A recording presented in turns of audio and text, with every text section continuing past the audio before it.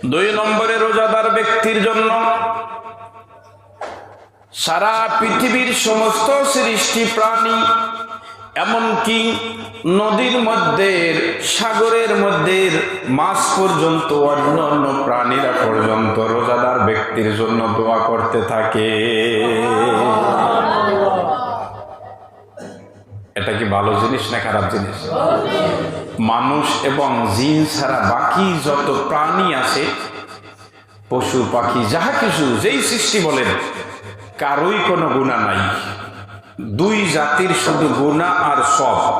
কয় জাতির? কোন কোন জাতি? মানুষ এবং জিন।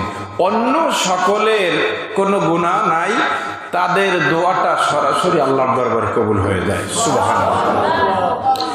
নবী আমার বলেন, ও রোজাদার উম্মতেরা, তোমাদের জন্য সারা পৃথিবীর সকল প্রাণীর দোয়া, এমনকি সাগরের মধ্যে যেই মাছ থাকবে, নদীর মধ্যে, পানির মধ্যে যেই মাছ থাকবে, ওই মাছ পর্যন্ত রোজাদার ব্যক্তির জন্য দোয়া করতে থাকে, রব্বুল আলামিন তুমি রোজাদার বান্দা বান্দির জীবনের গুনাহগুলি মাফ করে দাও। তৃতীয়, আল্লাহর হাবিব সাল্লাল্লাহু আলাইহি ওয়াসাল্লাম বলেন, রোজাদার বান্দা বান্দির জন্য দৈনিক জান্নাতকে সুসজ্জিত করা হয়। সুবহানাল্লাহ। জান্নাত কত চমৎকার জায়গা, ওই জায়গাটাকে, ওই ঘরটাকে ইন্নাকা হামিদুম মাজিদ। আলহামদুলিল্লাহ, মহান রব্বুল আলামিনের দরবারে অসংখ্য শুকরিয়া, যিনি পবিত্র মাহে রমজানের প্রথম শুক্রবার, রহমতের প্রথম 10 দিনের প্রথম শুক্রবারে আমাদেরকে তার মহান হুকুম জুমার নামাজ আদায়ের উদ্দেশ্যে আল্লাহ পাক তার ঘর পর্যন্ত আমাদেরকে আসার, কিছু নামাজ আদায় করার, পুনরায় কুরআন ও হাদিস মোতাবেক কিছু কথা বলার ও শোনার তৌফিক দান করলেন। সেই মহান পূর্বর আলিশানে শুকর গুজার করে আওয়াজ দিয়ে সকলেই বলি আলহামদুলিল্লাহ।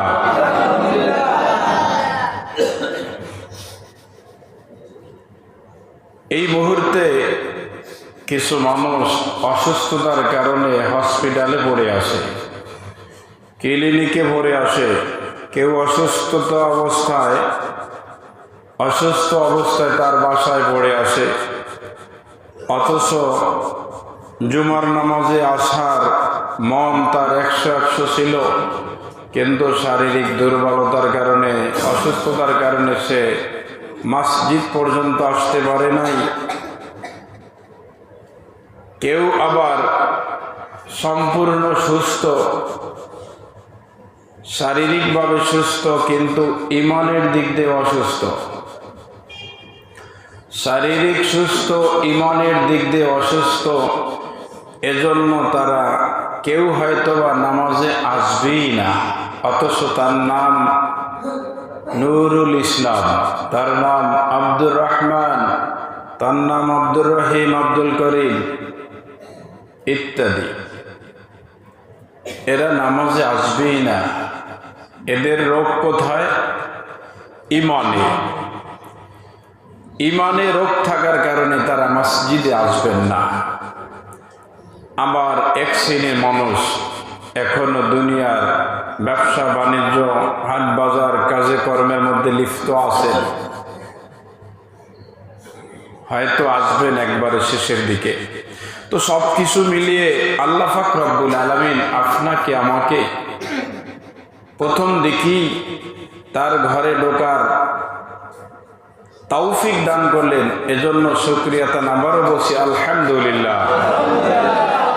কিরে, কিছু লোকের ঠোঁট নড়ল না, তারা শুকরিয়া আদায় করে নাই, তার মানে আল্লাহর উপরে বেজার নাকি? তাহলে কেন শুকরিয়া হলো না? আবার বলছি আলহামদুলিল্লাহ। বান্দা যখন শুকরিয়া আদায় করে, আল্লাহ তখন বান্দার উপর কি হয়ে যায়? খুশি হয়ে যায়। তো আল্লাহকে আমাদের খুশি করা জরুরি না বেজার করা জরুরি? খুশি করতে হলে আল্লাহ যেভাবে খুশি করার জন্য তার হাবিবের মাধ্যমে নিয়ম কানুন শিখিয়ে দিয়েছেন, সিস্টেম শিখিয়ে দিয়েছেন, সেই নিয়মে আমাদের আল্লাহকে খুশি করতে হবে। আল্লাহ আমাদের তৌফিক দান করে বলি আমিন। পবিত্র মাহে রমজানের গত বছর এমন টাইমে প্রথম শুক্রবারে আমাদের মধ্যে জীবিত ছিল, এখন সে কবরে চলে গেছে। 5 মাস 7 মাস 8 মাস 9 মাস 1 মাস 2 মাস 15 দিন 5 দিন এরকম হয়ে গেছে। এরকম লোক আমাদের মধ্যে থেকে চলে গেছে, ঠিক না বেঠিক? কোথায় গেছে তারা? আপন বাড়িতে চলে গেছে। আপন বাড়ি হলো আমাদের কবর। বাড়ি বাড়ি করো ভাইয়া, এই বাড়ি তো তোমার না, আসল বাড়ি মাটির নিচে, সেই খবর তুমি নিলা না বা জানলা না। তো আমাদের আসল বাড়ি মাটির নিচে, আসল বাড়ি কবরে। এখানে কয়েকদিন জায়গির বা লজিন হিসাবে আছি, আমাদের জায়গায় চলে যেতে হবে। মূল বাড়িটা হলো আমাদের জান্নাত। মূল বাড়িটা কোথায়? জান্নাত। আব্বা আম্মা ওখানে ছিল, আমরাও এখানে কিছুদিন আসি, আবার চলে যাব। তো আমাদের সেই জান্নাতে যেতে হবে। মাঝখানে অপরাধের কারণে কিছু লোক কোথায় যাবে? জাহান্নামে যাবে। আমরা কোথায় যাওয়ার চিন্তা ভাবনা করেছি? যে চিন্তা করলেই হবে না, কাজ আছে। ভালো খাইতে হলে কাজকর্ম করতে হয়। কেউ যদি ভালো খাইতে চায়, কাজকর্ম না করে, তাহলে তার চিন্তাটা যেমন নিষ্ফল। কোনো ব্যক্তি জান্নাতে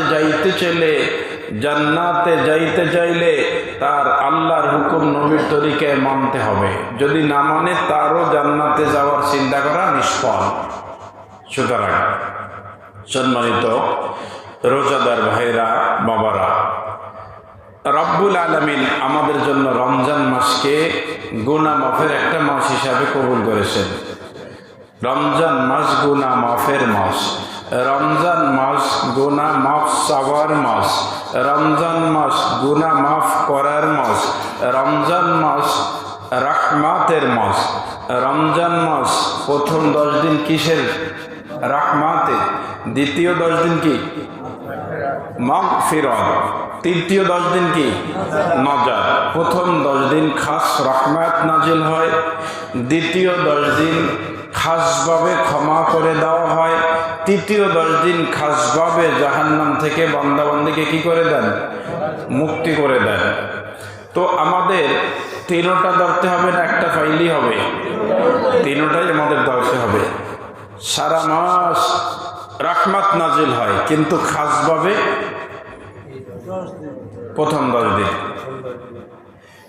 গত শুক্রবারে বলেছিলাম, আমাদের পাথরঘাটা বাজারে বহুত কিছু কিনতে পাওয়া যায় প্রতিদিন, কিন্তু খাসভাবে 2 দিন বাজার মিলে, শনিবারে মঙ্গলবারে। ওই দিন আরো অতিরিক্ত কিছু জিনিস পাওয়া যায়, যেটা অন্য দিনে পাওয়ার আশা করা যায় না। তো বাকি 20 দিনেরও রহমত আছে, কিন্তু খাস কয়দিন? খাসভাবে প্রথম 10 দিন। তো আমাদের আল্লাহ পাকের এই রহমত যদি ধরতে পারি, তাহলে আমরা মাগফিরাত পাবো। আল্লাহ আমাদেরকে ক্ষমা করবেন। মাগফিরাত যখন পেয়ে যাব, আল্লাহ আমাদেরকে মুক্তিরও ব্যবস্থা করবেন। তো সম্মানিত ভাইরা, হযরতে আবু হুরায়রা রাদিয়াল্লাহু তাআলা আনহু থেকে অনেক হাদিস বর্ণিত, প্রায় 5,500 মতো। তো তার থেকে হাদিস বর্ণিত রাসূলুল্লাহ সাল্লাল্লাহু আলাইহি ওয়াসাল্লাম, এখন এই মুহূর্তে যে সাল্লাল্লাহু আলাইহি ওয়াসাল্লাম বলছে, তার আমলনামায় 700 নেকি জমা। সুবহানাল্লাহ। মানুষ অলসতার কারণে সব থেকে বঞ্চিত হয়। একটু জিহ্বাটা থাবা দিলি সবের কি অনেক বেশি ব্যবস্থা হয়ে যায়। তো আজকের অলসতা আগামী দিনের জন্য কান্না, আজকের অলসতা আগামী দিনের জন্য বিপদ। এজন্য আজকের অলসতা করব না। আজ কা কাম কাল পর না ডাল। আজকের কাজ আগামী দিনের জন্য রেখে দিও না। যদি রাখো তাহলে আগামী দিনের কাজ কি করবো আমি? এজন্য সময়ের দাম দিতে হবে। যেই সময়টা চলে যায় আর ফিরে আসবে না। জামানা বাইকাহা লিলা তানহি, গুজাশতা জামানা ফেরাতানিহি, আজকের শুক্রবার আগামী দিন আর আসবে না, আগামী শুক্রবারে আজকের শুক্রবার আসবে না, সেটা তো আগামী দিনের শুক্রবার, আগামী শুক্রবার।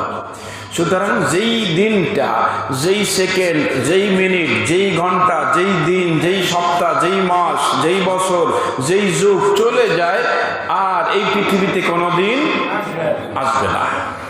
এজন্য আমার প্রত্যেকটা মুহূর্তে দাম দিতে হবে। আমরা অনেক সময় বাংলা কথা বলে থাকি, দাঁত থাকতে দাঁতের মর্মতা বুঝলা না। একদিন বুঝবা, যেদিন শক্ত গোশতটা ছিঁড়তে পারবা না, সেদিন আফসোস করবা, সেদিন আফসোস করবা। জুয়ান বয়সে ইবাদত বন্দেগী করলাম না, বৃদ্ধ বয়সে যখন ইবাদত বন্দেগী করার মতো মন তৈরি হবে, শারীরিক শক্তি সেদিন পাবা না, আর্থিক শক্তি সেদিন হাতের কাছে থাকবে না, কামাই রোজগার বন্ধ হয়ে যাবে। সেদিন তুমি যদি চাও আমি এক অজু দিয়ে অর্ধেক রাত্র ইবাদত করব, সম্ভব হবে না। অর্ধেক রাত্রে তোমার 4-5 বার হয়তো প্রস্রাবখানা দৌড়াতে হবে। শীতের আধিক্যের কারণে, বেশি ঠান্ডার কারণে তুমি বারবার অজু করতে সক্ষম হবে না। সুতরাং শেষ পর্যন্ত তোমার এই বারবার প্রস্রাব এবং বারবার ঠান্ডার ভয়ে তুমি নামাজ পড়া থেকে, তাহাজ্জুদ পড়া থেকে, বেশি ইবাদত থেকে সম্পূর্ণ বঞ্চিত থাকবে। সুতরাং জুয়ান বয়সের ইবাদত আল্লাহর কাছে বেশি প্রিয়। জুয়ান বয়সের ইবাদতকারী ব্যক্তিকে কিয়ামতের ময়দানে আল্লাহ পাক তার স্পেশাল ছায়ায় আরশের নিচে স্থান দিবেন। সুবহানাল্লাহ। হযরতে আবু হুরায়রা রাদিয়াল্লাহু তাআলা আনহু থেকে বর্ণিত, তিনি বলেন রাসূল সাল্লাল্লাহু আলাইহি ওয়াসাল্লাম বলেছেন, আমার উম্মতকে স্পেশাল 5টা জিনিস এই রমজান মাসে দেওয়া হয়েছে, যেই 5টা জিনিস অন্য উম্মতদেরকে দেওয়া হয় নাই। সুবহানাল্লাহ। 5টা জিনিস আমার উম্মতকে দেওয়া হয়েছে, যেই 5টা অন্য নবীদের উম্মতকে দেওয়া হয় নাই। 1 নম্বরে, রোজাদার ব্যক্তির মুখ থেকে একটা দুর্গন্ধ আসে, এই দুর্গন্ধটা রব্বুল আলামিনের দরবারে মিশক আম্বরের চেয়ে বেশি সুগন্ধি। সুবহানাল্লাহ। পাকস্থলী খালি হওয়ার কারণে মুখ থেকে একটা দুর্গন্ধ আসতে পারে। এই দুর্গন্ধটা একজন মানুষ কথা যদি বলে, আর একজন মানুষের নাকের মধ্যে গন্ধ গেলেই মানুষ অসহ্য হবে, সে দূরে সরে যাবে। কিন্তু রব্বুল আলামিন বলে, তুমি আমার হুকুম পালন করার কারণে, রোজা আদায় করার কারণে, পাকস্থলী খালি হওয়ার কারণে তোমার মুখ থেকে যেই দুর্গন্ধটা এসেছে বান্দা, ওই দুর্গন্ধটা আমি রব্বুল আলামিনের কাছে মিশক আম্বরের চেয়ে বেশি সুগন্ধিময়। সুবহানাল্লাহ। এটা কোন ব্যক্তির জন্য? রমজান মাস সারা যারা না খেয়ে থাকবে, খাবারের ব্যবস্থা সামনে নাই, তাদের পাকস্থলী খালি হওয়ার কারণে একটা গন্ধ আসতে পারে, তাদের জন্য রব্বুল আলামিন বলেন নাই, এটা বলেছেন রোজাদার বান্দা বান্দির জন্য। সুবহানাল্লাহ। বলেন রোজাদার থাকে কতক্ষণ? সুবহে সাদিক থেকে শুরু করে সূর্য অস্ত পর্যন্ত এই টাইমটাকে বলা হয় রোজাদার। এই টাইমে যারা আল্লাহর হুকুম পালন করবে তাদের কি বলা হয়? কিদার, রোজাদার। বাকি টাইম রোজাদার থাকে না, কারণ রোজাদার ব্যক্তি মিথ্যা বলতে পারবে না, ফাহিশা বলতে পারবে না, গীবত করতে পারবে না। রোজাদার ব্যক্তি কোনো খানা খেতে পারবে না, রোজাদার ব্যক্তি স্বামী স্ত্রীর মেলামেশা করতে পারবে না। রোজাদার ব্যক্তির জন্য যেই সমস্ত জিনিস নিষেধ, রোজা খোলার পর থেকে শুরু করে সুবহে সাদিক পর্যন্ত এই জিনিসগুলা তার জন্য জায়েজ। সুবহানাল্লাহ। রোজা অবস্থায় নিষেধ, হারাম, সেটা রোজা বাদ দিয়ে বাকি সময়টা তার জন্য হালাল, কোনোটা ফরজ হতে পারে। এমন হুকুম আছে যেটা অন্য সময় ফরজ, কিন্তু আল্লাহর হুকুম নবীর তরিকা বাদ দিয়ে সেটা যদি হয় তাহলে হবে হারাম। নবীর তরিকা মানার কারণে কোনো ব্যক্তির উপরে অন্য মহিলা স্ত্রী হয়ে ঘরে যখন আসে তখন ওই পুরুষের জন্য মহিলার মাথার থেকে পায়ের তলে পর্যন্ত সর্বশরীর তার জন্য দেখাশোনা ব্যবহার সব হালাল, বরং সবের কাজ। কিন্তু নবীর তরিকা বাদ দিয়ে অন্য একটা মহিলাকে ঘরে আনলে তার শরীরের মধ্যে হাত দেওয়া তো দূরের কথা, কু নজরে তার শরীরের মধ্যে তাকানো হারাম। নবীর তরিকা মানার কারণে যেটা ছিল হালাল, যেটাই ছিল সব, নবীর তরিকা বাদ দিয়ে সেটা হারাম, সেটাই হবে গুনাহ। কথা কি ঠিক না বেঠিক? 2 নম্বরে রোজাদার ব্যক্তির জন্য সারা পৃথিবীর সমস্ত সৃষ্টি প্রাণী, এমনকি নদীর মধ্যে, সাগরের মধ্যে মাছ পর্যন্ত, অন্য অন্য প্রাণীরা পর্যন্ত রোজাদার ব্যক্তির জন্য দোয়া করতে থাকে। এটা কি ভালো জিনিস না খারাপ জিনিস? মানুষ এবং জিন ছাড়া বাকি যত প্রাণী আছে, পশু পাখি যাহা কিছু, যেই সৃষ্টি বলেন, কারোই কোনো গুনাহ নাই। 2 জাতির শুধু গুনাহ আর সব। কয় জাতির? কোন কোন জাতি? মানুষ এবং জিন। অন্য সকলের কোনো গুনাহ নাই, তাদের দোয়াটা সরাসরি আল্লাহর দরবারে কবুল হয়ে যায়। সুবহানাল্লাহ।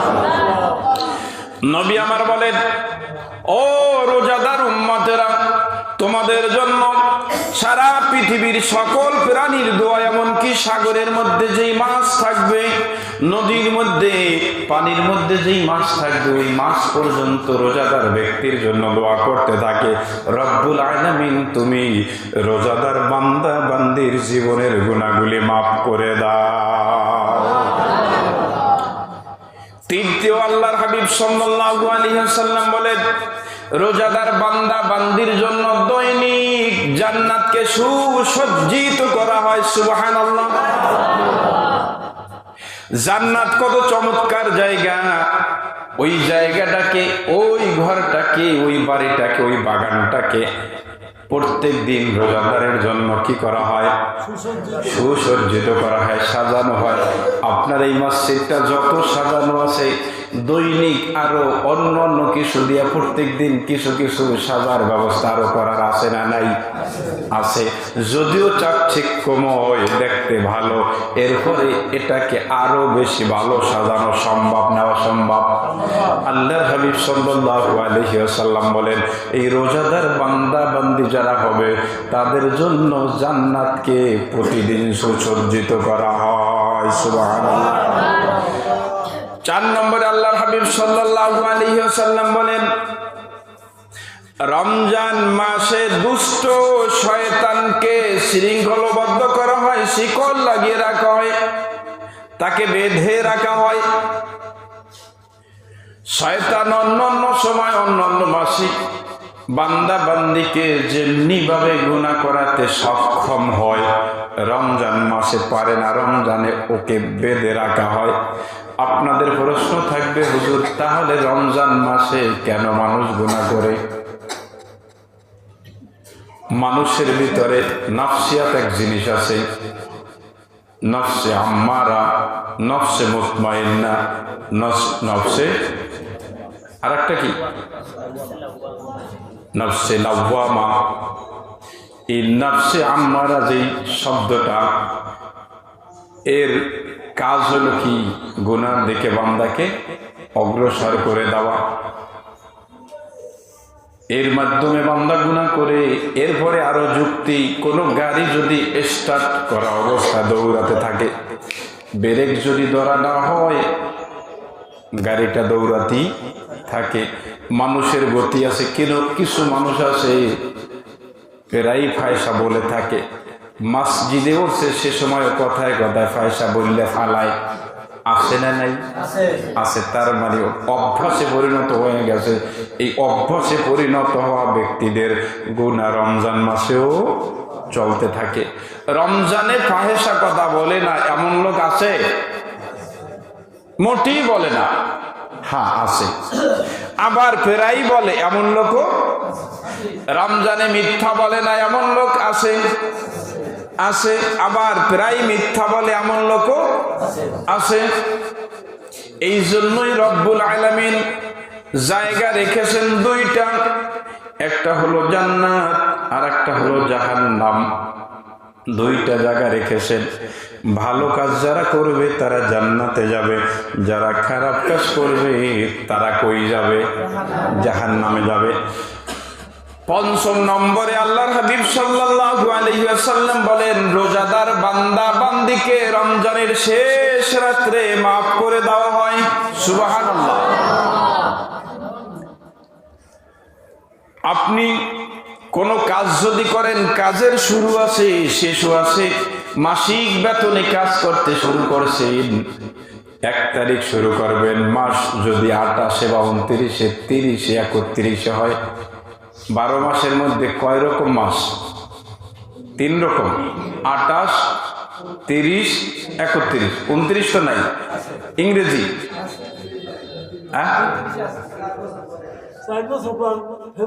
ফেব্রুয়ারি আছে একবার। তো বিশেষ করে 28, 30, 31 তো মাসের শেষে আপনাকে বেতন দেবে, এটাই সঠিক। শুরু শেষ। তো রমজান মাসের শুরু, রমজান রোজা পালন শুরু করেছে, তারাবি নামাজ পড়তেছেন, আপনাকে রমজানের শেষে একটা পাওনা দেওয়া হবে, একটা পুরস্কার দেওয়া হবে। সুবহানাল্লাহ বলেন। এই 5টা পুরস্কার বা 5টা লাভবানের জিনিস আমার উম্মতের জন্য, নবী বলেন এইটা অন্য নবীর উম্মতের জন্য ছিল না। জোরে বলেন ছিল না। আল্লাহর হাবিব সাল্লাল্লাহু আলাইহি ওয়াসাল্লাম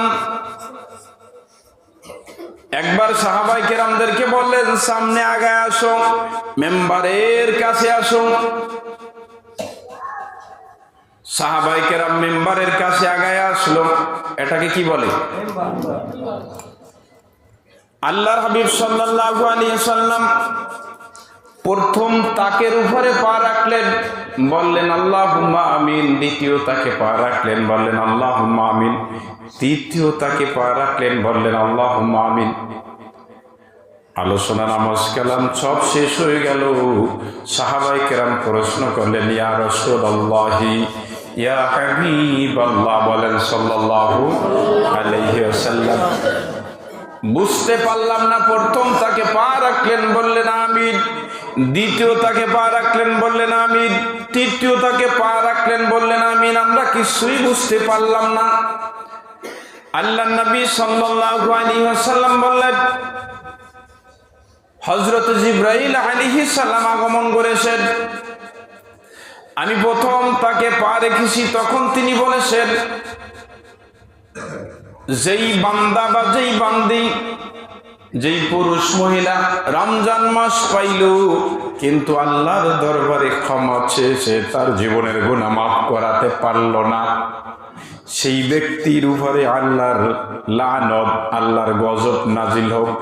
তখন আমি নবী বলেছিলাম আল্লাহুম্মা আমিন। দ্বিতীয় তাকে যখন পা রেখেছি, বললেন, যেই ব্যক্তি ও নবী আপনার নাম শুনবে কিন্তু আপনার উপরে দরুদ শরীফ পাঠ করবে না, সেই ব্যক্তির উপরে আল্লাহর গজব নাজিল হোক। তখন আমি নবী বলেছি আমিন। তৃতীয় তাকে যখন পা রাখলাম, তখন জিবরাইল আলাইহিস সালাম বললেন, যেই ব্যক্তি তার বৃদ্ধ পিতামাতা 2 জন অথবা 1 জন পাইল কিন্তু খেদমত করে জান্নাত কামাই করতে পারল না, সেই ব্যক্তির উপরে আল্লাহর গজব নাজিল হোক।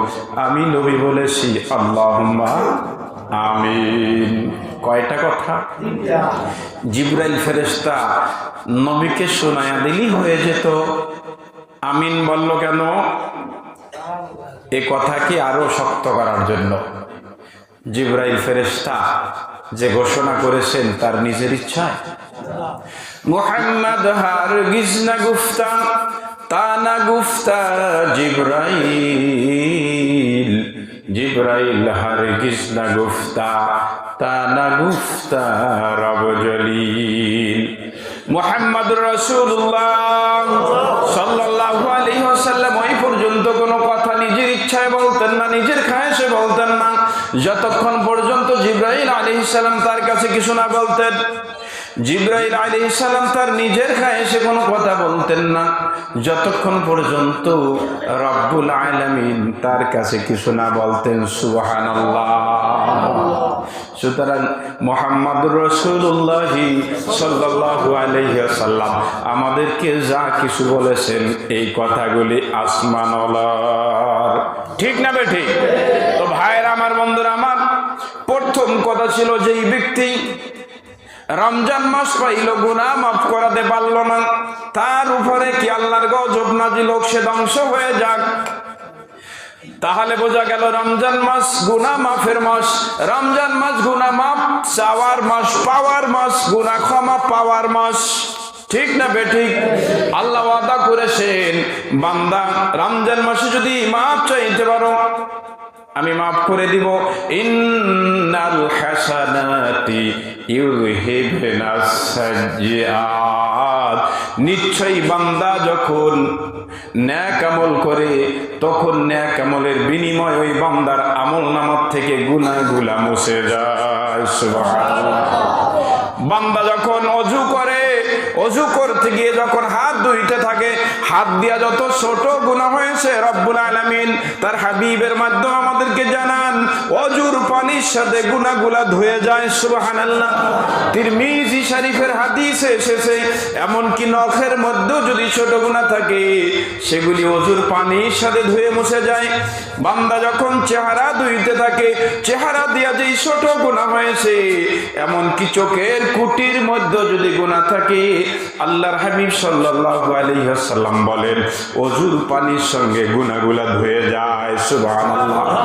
এভাবে হাতের গুনাহ, পায়ের গুনাহ, চেহারার গুনাহ, সকল অঙ্গ প্রত্যঙ্গের গুনাহ ওযুর পানির সাথে ধুয়ে যায়। সুবহানাল্লাহ। এরপরে বান্দা যখন নামাজ আদায় করে তখন কিছু গুনাহ মাফ হয়ে যায়। এরপরে নামাজের শেষে বান্দা যখন বড় বড় গুনাহগুলির কথা স্মরণ করে করে আল্লাহর দরবারে ইস্তেগফার করে, আল্লাহর দরবারে তাওবা করে, ও মালিক পিছনের জীবনে যত গুনাহ করেছি আল্লাহ তুমি দয়া করে মাফ করে দাও, আর বাকি যতদিন এই পৃথিবীর জমিনে বাঁচিয়ে রাখবা কোনোদিন আর এমন গুনাহ করব না। আল্লাহ তোমার কাছে আমি ওয়াদাবদ্ধ হলাম, তোমার কাছে আমি অঙ্গীকার করলাম এই ওয়াদার উপরে আমি বাকি জীবনটা স্থির থাকবো। এমন তাওবা যখন বান্দা বান্দি করে আল্লাহ রব্বুল আলামিন তখন ওই বান্দার পিছনের গুনাহগুলা ক্ষমা করে দিয়ে বাকি জীবন গুনাহ যাতে না হয় এজন্য বান্দার উপরে আল্লাহর খাস রহমত নাজিল হয় এবং বান্দা আল্লাহর দরবারে পিছনের গুনাহ মাফ পাইল আর সামনে গুনাহ করবে না, তাওবাও আল্লাহর দরবারে কবুল হয়ে যায়। সুবহানাল্লাহ।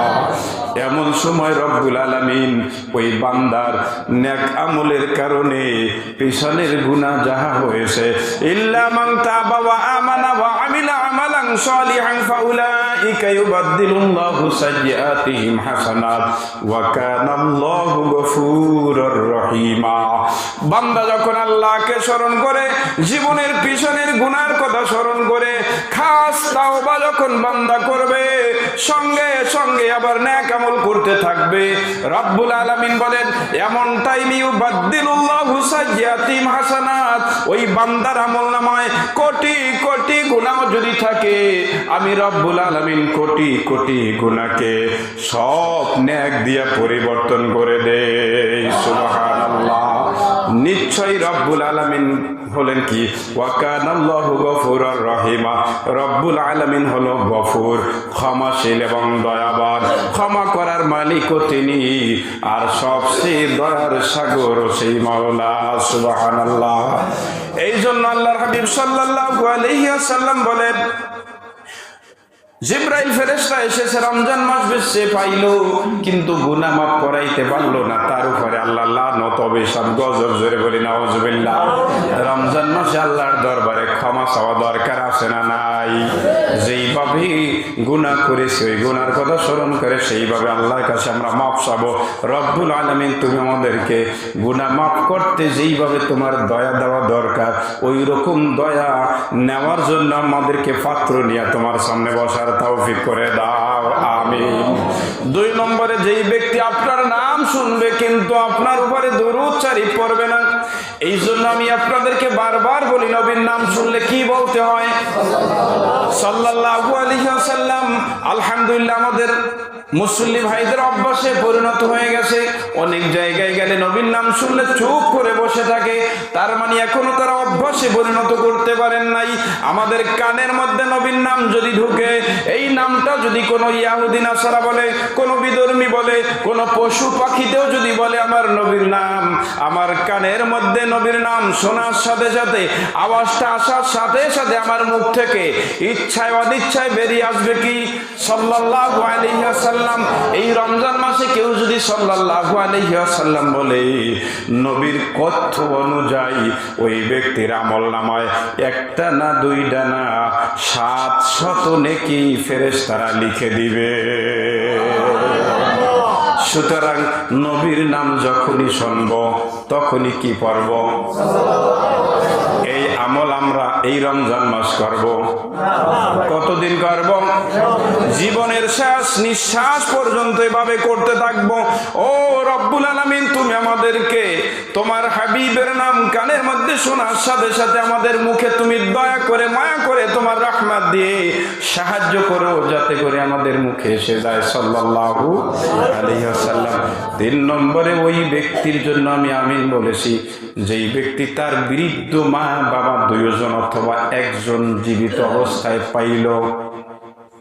وَقَضَى رَبُّكَ أَلَّا تَعْبُدُوا إِلَّا إِيَّاهُ وَبِالْوَالِدَيْنِ إِحْسَانًا। রব্বুল আলামিন এখানে অনেক লম্বা কথা বলেছেন।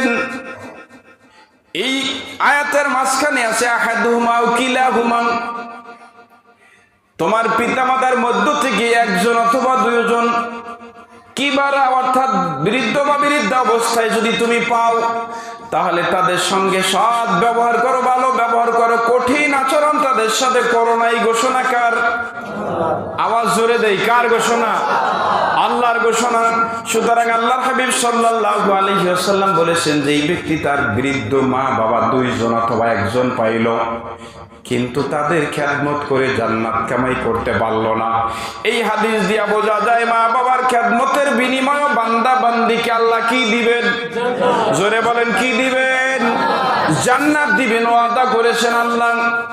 পিতা মাতা যদি কোনো সন্তানের উপরে খুশি হয়ে যায়, নবী আমার বলেন ওই সন্তানের উপরে, ওই ব্যক্তির উপরে মালিকও খুশি হয়ে যায়। সুবহানাল্লাহ। পিতা মাতা যদি কোনো সন্তানের উপরে নারাজ হয়ে যায়, নাখোশ হয়ে যায়, আল্লাহর নবী বলেন ওই ব্যক্তির উপরে মালিক অর্থাৎ আল্লাহ নাখোশ হয়ে যায়। নাউজুবিল্লাহ। এই জন্য পিতা মাতাকে খুশি রাখা দরকার আছে না নাই? পিতা মাতা যদি বেনামাজি হয়, এরপরেও তাকে গালিগালাজ করা যাবে না, দাওয়াত দিতে থাকবো। কি দিতে থাকবো? হযরতে আসমা বিনতে আবু বকর, অর্থাৎ হযরতে আবু বকর রাদিয়াল্লাহু তাআলা আনহুর মেয়ে হযরতে আসমা রাদিয়াল্লাহু তাআলা আনহা বলেন, আমি যখন মদিনায় ছিলাম, মক্কা থেকে আমার মা আমার কাছে এসেছেন। তিনি এখনো মুসলমান হয় নাই, তিনি এখনো মুশরিকা। আমি আমার নবীর দরবারে গিয়া বললাম, ইয়া রাসূলুল্লাহ, হাবিবাল্লাহ, আমার মা মুশরিকা, আমার কাছে আসছেন, আমি কি তার খেদমত করব কিনা? সুবহানাল্লাহ। আল্লাহর নবী বললেন, না ও আসমা, হ্যাঁ অবশ্যই তুমি তোমার মায়ের খেদমত করো। সুবহানাল্লাহ। মা যদি মুশরিকা হয়, মা যদি বেনামাজি হয়, মা যদি অন্য ধর্মের হয়, বাবা যদি অন্যের ধর্মের হয়, এরপরেও মা বাবার খেদমত করা সন্তানের উপরে ফরজ। সুবহানাল্লাহ। মা বাবা যদি ভিন্ন ধর্মের হয়, এরপরেও সন্তানের উপরে মা বাবারকে কামাই রোজগার করে খাওয়ানো ফরজ। মা বাবা ভিন্ন ধর্মের হলে সন্তান মা বাবার খেদমত আজীবন করা লাগবে, মা বাবার খবর আজীবন রাখা লাগবে, মা বাবার খবর আজীবন রাখতে হবে। তাদের দেখাশোনা, খাবার ইত্যাদি যাহা কিছু প্রয়োজন সর্বসাইটে সন্তানের খবর রাখতে হবে, যদিও মা বাবা বিধর্মী, এর পরেও। কারণ হুকুমটা করেছেন কে? সুতরাং ভাইরা আমার, বন্ধুরা আমার, খুব সহজেই বোঝা যায় মা বাবার খেদমত করলে আল্লাহ রাব্বুল আলামিন বান্দার উপরে রহমত নাজিল করেন। কোন বান্দা যদি মা বাবার খেদমত করে তার উপরে আল্লাহর স্পেশাল রহমত থাকে। কিছু সন্তান আমরা আছি মা বাবার খবর মোটেই নেই না, আছে না নাই?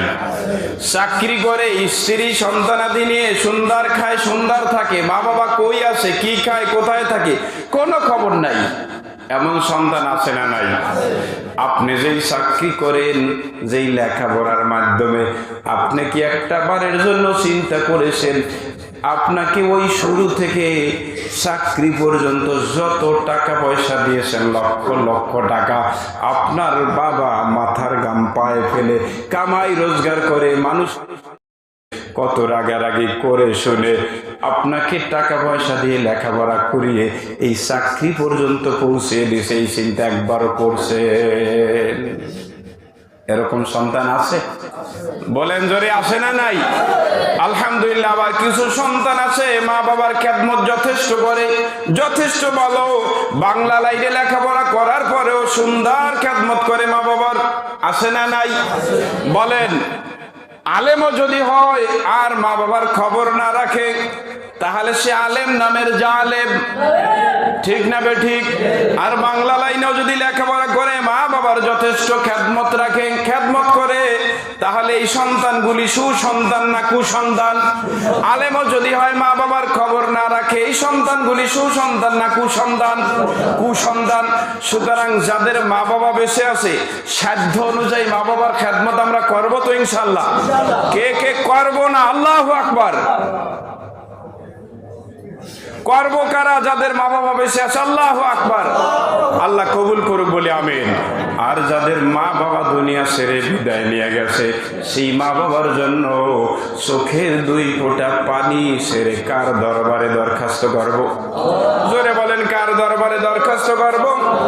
মালিক, এই রমজান মাসে তুমি আমার মা বাবাকে ক্ষমা করে দিয়েছো, জাহান্নামের দরজাকে রমজান মাসের ওসিলায় বন্ধ করে দিয়েছো।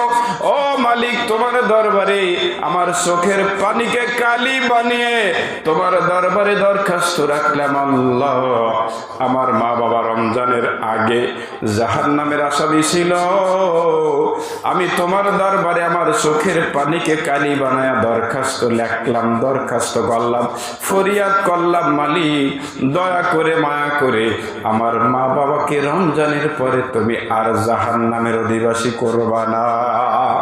এরকম দৈনিক যদি চোখের পানি ছেড়ে ছেড়ে মালিকের দরবারে কাঁদতে পারেন, সূরা ফাতিহা, সূরা ইখলাস, দুরূদ শরীফ পড়ে, সূরা ইয়াসিন একবার পড়লে 700 বার কোরআন খতমের সব হয় রমজানে। সুবহানাল্লাহ।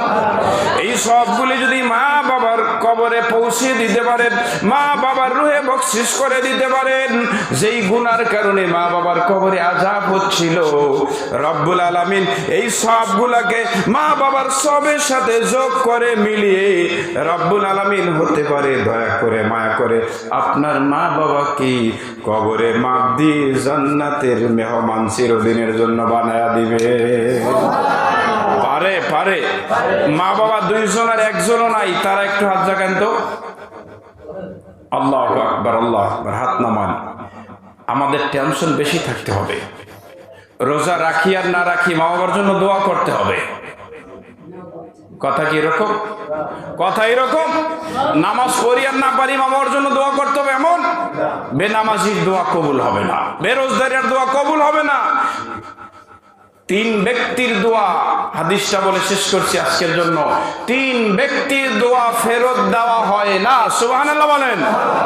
কয় ব্যক্তির দোয়া? 3 ব্যক্তির দোয়া ফেরত দেওয়া হয় না। ইফতারের সময় রোজাদারের দোয়া, ইফতারের সময় বেরোজগারের দোয়া। কার দোয়া? যে রোজা রাখে নাই তার ইফতার নাই। ইফতার মানে খোলা, ভঙ্গ করা। যে রোজা রেখেছে সেই রোজা খুলবে, সেই ইফতার করবে। আর যারা রোজা রাখে নাই তার জন্য ইফতার নাই, ও খাইতে আসছে। পশু যেমন সময় বেসময় খায়, বেরোজগাররাও সময় বেসময় খায়।